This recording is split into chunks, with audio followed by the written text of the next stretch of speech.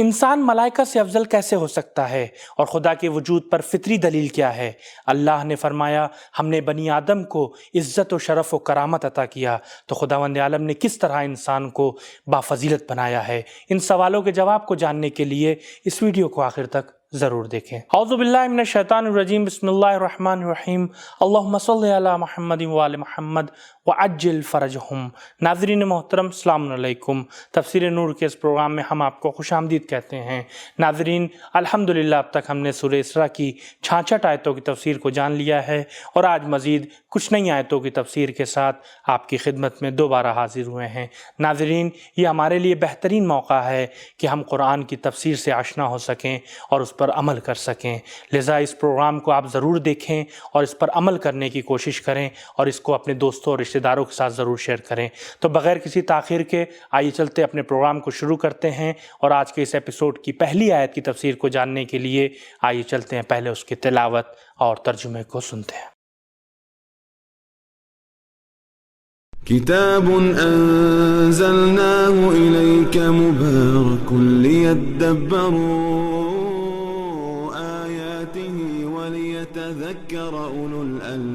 بسم الله الرحمن الرحيم وإذا مسكم الضر في البحر ضل من تدعون إلا إياه فلما نجاكم إلى البر أعرضتم وكان الإنسان كفورا۔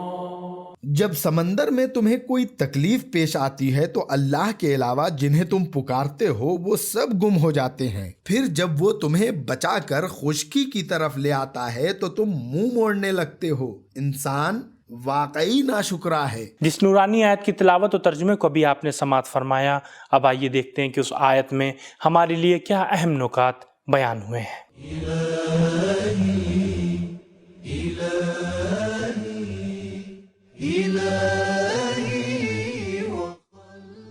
جب انسان ہر طرف سے نا امید ہو جاتا ہے اور تمام وسائل اور ذریعے جواب دے دیتے ہیں تو اس عالم میں وہ ایک غیبی طاقت کی طرف متوجہ ہوتا ہے کہ وہ اسے نجات عطا کرے۔ یہی توحید کے فطری ہونے کی دلیل ہے۔ ایک منکر خدا نے امام جعفر صادق علیہ السلام سے کہا کہ آپ ثابت کریں کہ خدا ہے۔ امام علیہ السلام نے فرمایا کہ یہ بتاؤ کبھی تم نے ایسا سمندری سفر بھی کیا ہے جس میں تمہاری کشتی حادثے کا شکار ہو گئی ہو؟ اس نے کہا جی ہاں، ایک مرتبہ ہم سمندر میں سفر کر رہے تھے کہ ہماری کشتی کو حادثہ پیش آیا اور کشتی ٹوٹ گئی۔ میں ایک تختے پر سوار ہوا اور وہ تختہ سمندر کی موجوں سے الجھتا رہا۔ امام علیہ السلام نے فرمایا کیا اس وقت تمہارا دل کسی ایسی طاقت کی طرف متوجہ تھا کہ جو تمہیں نجات دے سکتی ہے؟ اس نے کہا جی ہاں۔ امام علیہ السلام نے فرمایا کہ وہی خدا کی غیبی قدرت ہے۔ اس آیت کریمہ میں کچھ اہم پیغام ہیں،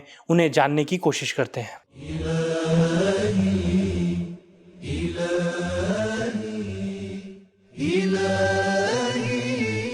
ایک، وقتی اور موسمی ایمان اور توبے کی کوئی قدر و قیمت نہیں ہے۔ دو، خطروں کے منجدھار میں انسان اللہ والا بن جاتا ہے اور اس کے لیے سارے ظاہری سہاروں اور ذریعوں کی حقیقت واضح ہو جاتی ہے۔ تین، جب دنیاوی وسیلے ختم ہو جائیں تو اس وقت انسان حقیقت کو بہتر طریقے سے سمجھ سکتا ہے۔ چار، اللہ کے علاوہ سارے خدا ختم و نابود ہو جانے والے ہیں۔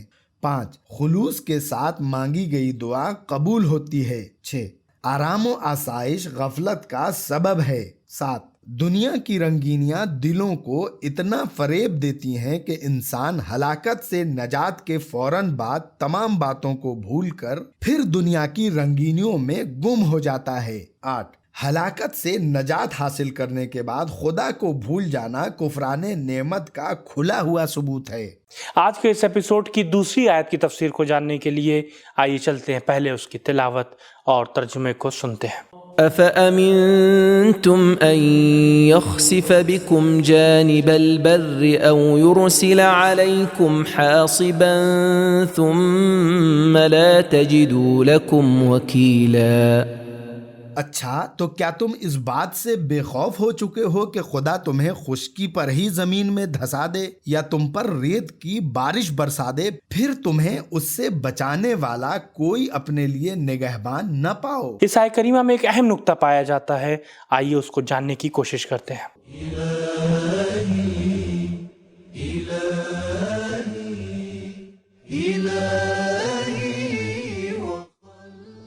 پچھلی قوموں کی ہلاکت مختلف طریقوں سے ہوئی تھی۔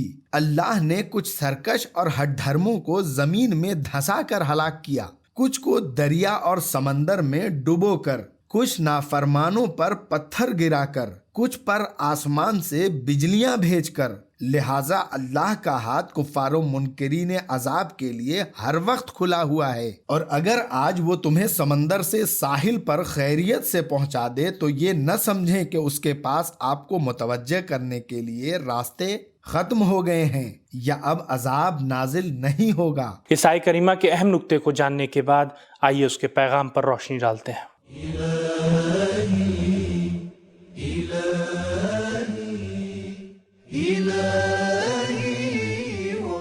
ہمیں خدا کی نعمتوں پر مغرور نہیں ہونا چاہیے۔ کسی جگہ سے نجات مل جانا ہمیشہ نجات کی علامت نہیں۔ ہو سکتا ہے کہ کسی دوسری جگہ کسی دوسرے وقت میں کوئی مصیبت آن پڑے۔ 2. سزا سے بچ جانے کا احساس غفلت اور حد سے آگے بڑھنے کا سبب بن جاتا ہے۔ 3. انسان ہر وقت اور ہر لحظہ جہاں بھی ہو خدا کی قدرت اور اس کی پہنچ میں ہوتا ہے، اور اگر اللہ عذاب نازل کرنا چاہے تو پھر وہ خشکی ہو یا دریا، جہاں بھی چاہے عذاب دے سکتا ہے۔ 4. کوئی طاقت خدا کے قہر و غضب سے نہیں بچا سکتی۔ سورہ اسراء کی 69ویں آیت کی تفسیر کو جاننے کے لیے آئیے چلتے ہیں پہلے اس کی تلاوت اور ترجمے کو سنتے ہیں۔ ام امنتم ان يعيدكم فيه تارة اخرى فيرسل عليكم قاصفا من الريح فيغرقكم بما كفرتم ثم لا تجدوا لكم علينا به تبيعا؟ یا اس بات سے محفوظ ہو گئے ہو کہ وہ دوبارہ تمہیں سمندر میں لے جائے اور پھر تیز آندھیوں کو بھیج کر تمہارے کفر کی بنا پر تمہیں غرق کر دے، اور اس کے بعد کوئی ایسا نہ پاؤ جو ہمارے حکم کا پیچھا کر سکے۔ گزشتہ آیت کی طرح اس آیت میں بھی ایک اہم نقطہ پایا جاتا ہے، آئیے اسے جاننے کی کوشش کرتے ہیں۔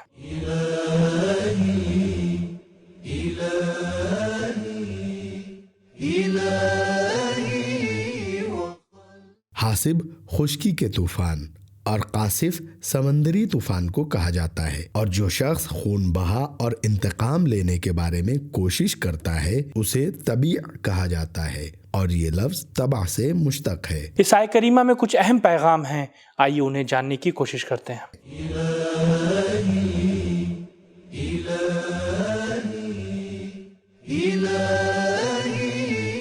ایک، وقتی سکون و اطمینان حاصل کر کے انسان کو مغرور نہیں ہونا چاہیے۔ خطرے ہمیشہ طاق میں ہوتے ہیں۔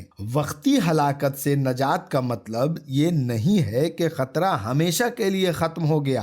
2، بعض ناشکریوں کا نتیجہ اور اس کا انجام اسی دنیا میں سامنے آ جاتا ہے۔ 3، نجات حاصل کرنے کے بعد خدا سے غافل ہو جانا کفر کا ایک نمونہ اور ناشکری ہے۔ 4، کفر کی طرف جھکاؤ اور خود انسان کا اپنا عمل انسان کی ہلاکت اور بدبختی کا سبب ہے۔ 5، کائنات کی کوئی بھی قوت خدا کا مقابلہ نہیں کر سکتی، اور خداوند متعال کسی کا بھی جواب دہ نہیں ہے۔ تو ناظرین، آج کے اس ایپیسوڈ کی آخری آیت یعنی 70ویں آیت کی تفسیر کو جاننے کے لیے آئیے چلتے ہیں پہلے اس کی تلاوت اور ترجمے کو سنتے ہیں۔ وَلَقَدْ كَرَّمْنَا بَنِي آدَمَ وَحَمَلْنَاهُمْ فِي الْبَرِّ وَالْبَحْرِ وَرَزَقْنَاهُمْ مِنَ الطَّيِّبَاتِ وَفَضَّلْنَاهُمْ عَلَى كَثِيرٍ مِّمَّنْ خَلَقْنَا تَفْضِيلًا۔ بالتحقیق ہم نے اولاد آدم کو تکریم دی ہے، اور ہم نے انہیں خشکی اور سمندر میں سواروں پر سوار کر دیا، اور ہم نے انہیں پاکیزہ چیزوں سے رزق فراہم کیا، اور ہم نے انہیں اپنی بہت سی مخلوقات پر فضیلت دی ہے۔ اس آیت کریمہ میں کچھ اہم نکات پائے جاتے ہیں، آئیے انہیں جاننے کی کوشش کرتے ہیں۔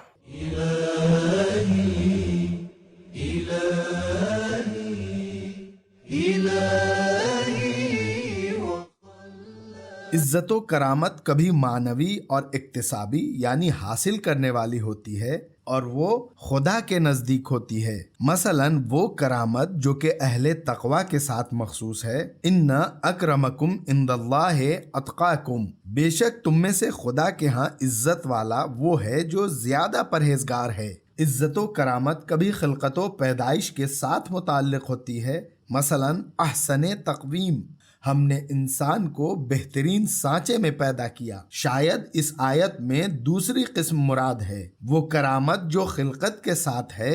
خدا نے انسان کو خوبصورت خلقت، ہوش و حواس، عقل و استعداد دے کر عزت و کرامت عطا کی ہے، اور اس کے بعد اسے آسمانی قانون، معصوم رہبر دے کر اور اسے ملائکہ کے ذریعے سجدہ کروا کر عزت دی ہے۔ انسان فرشتوں سے برتر ہے کیونکہ الف انسان کو ملائکہ نے سجدہ کیا ہے، بے فرشتے عقل محض ہیں، ان میں شہوت نہیں ہے، اس لیے ان کے کمالات کی حیثیت انسانی کمالات کی طرح نہیں ہیں۔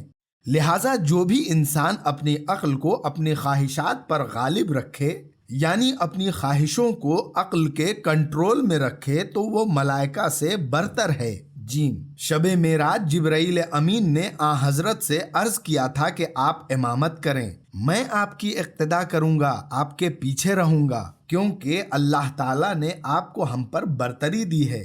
اگرچہ اللہ تعالیٰ نے انسان کو اپنی تمام مخلوقات حتیٰ کہ ملائکہ پر بھی فضیلت دی ہے، لیکن انسان کا غلط انتخاب اور اس کا برا عمل اسے پسترین مقام یعنی اسفل سافلین پر لے جاتا ہے، اور وہ حیوانات بلکہ اس سے بھی پس درجے میں گر جاتا ہے۔ کمثل الحمار، گدھے کی طرح ہیں، کمثل الکلب، کتے کے مانند ہے، کالانعام بل ہم اضل، چوپایوں کی مانند بلکہ اس سے بھی زیادہ گمراہ ہیں۔ آیت کریمہ میں انسان کی کرامت کا بھی ذکر ہے اور اس کی فضیلت کو بھی واضح کیا گیا ہے۔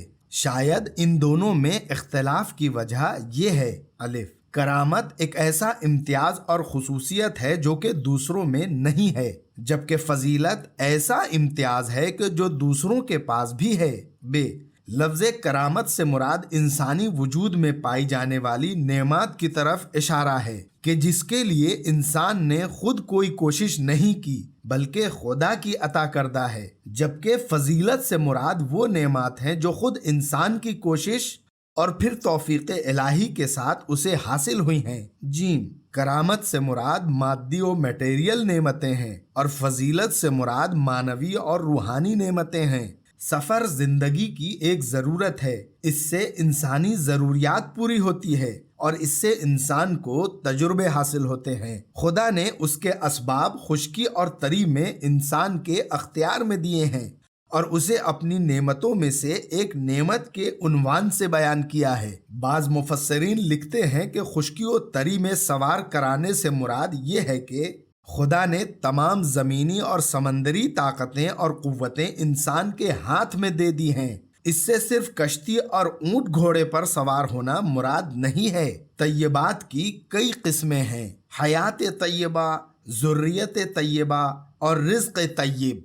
امام محمد باقر علیہ السلام کا فرمان ہے کہ رزق طیب سے مفید علم مراد ہے۔ ناظرین، ابھی آپ نے اس آیہ کریمہ کے اہم نکات کو جانا، اب آئیے اس کے پیغام پر گفتگو کرتے ہیں۔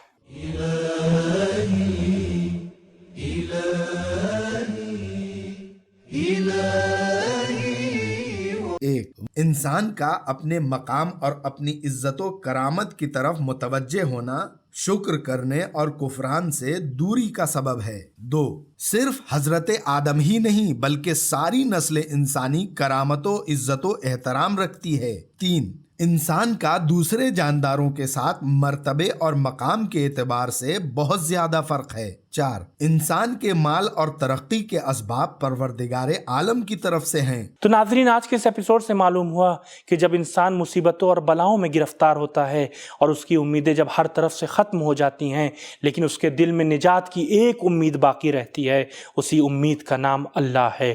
انسان ملائکہ سے اس لیے افضل ہے کہ ملائکہ نے انسان کو سجدہ کیا اور خدا نے انسان کو عقل و شعور اور متقی بنایا۔ تو ناظرین، یہ تھا ہمارا آج کا پروگرام۔ امید کرتے ہیں یہ پروگرام آپ کو پسند آیا ہو۔ انشاءاللہ کل پھر حاضر ہوں گے کچھ نئی آیتوں کی تفسیر کے ساتھ۔ تب تک کے لیے خدا حافظ، فی امان اللہ۔ سبیل قرآن، قرآنی سماج کی پہچان۔